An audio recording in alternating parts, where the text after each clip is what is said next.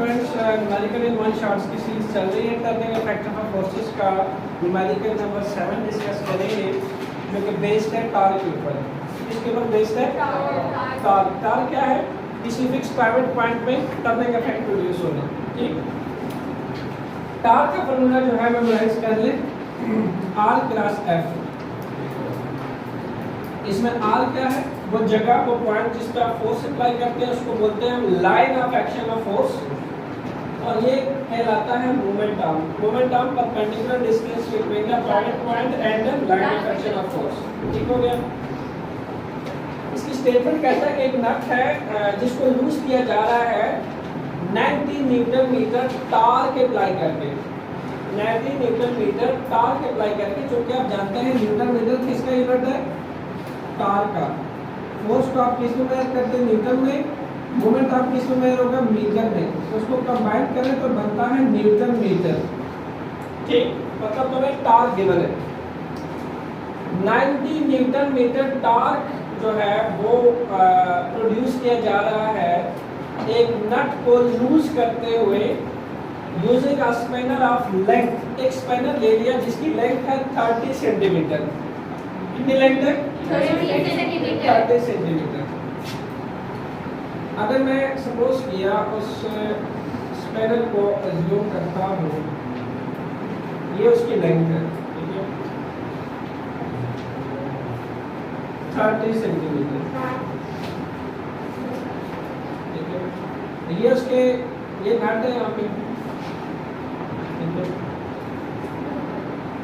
अब जिस नट को आप लूज कर रहे हैं, ठीक है, वो ये होगा यहाँ पे, ये उसका पाइवट पॉइंट है। इसको हम पाइवट पॉइंट मान लेते हैं।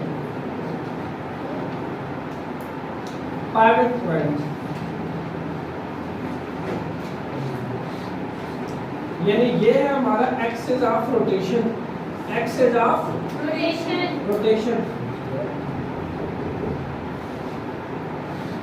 ठीक, आपका एक्सिस ऑफ रोटेशन है पाइवट पॉइंट जहां आपने, और ये आपका line of action of force.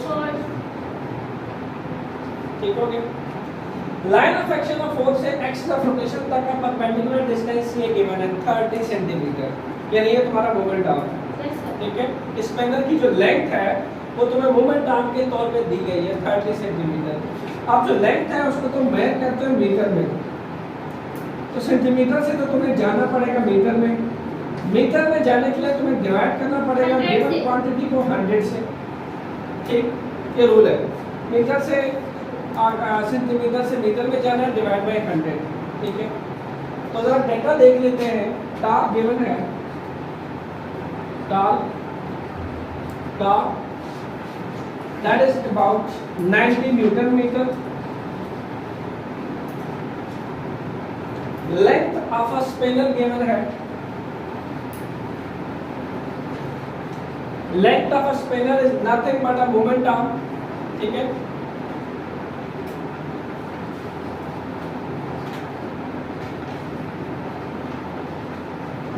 इसको मैं पहले L बोल देता हूँ, बाद में इसको R बोल देता हूँ, क्योंकि फॉर्मूला के अंदर R है। ठीक है, फॉर्मूला के अंदर R है। ठीक है, 30 centimetre. You have to convert centimetre into metre. कैसे करते हैं? 30/100 मीटर। 0 से कैंसिल, 3/10 से आ जाना 0.3 मीटर। तो ये आ गया आपके पास आर, मोमेंट आर्म। क्लियर हुआ? नेक्स्ट आगे बढ़ते हैं। आर मुझे पता चल गया है और टार्क मुझे गिवन है। अब मुझे पूछ लिया फोर्स कितनी लगेगी। ठीक, टार्क तो मुझे दे दिया, टार यहाँ पे गिवन है। जो line of action of force किसी एक्सिस ऑफ रोटेशन पे आप अप्लाई कर रहे हो, उससे जो टार्क प्रोड्यूस हो रहा है वो तो 90 न्यूटन मीटर गिवन है। बट मुझे ये क्वांटिटी मिसिंग लग रही है, ये नहीं बताएगी कितना फोर्स लगेगा।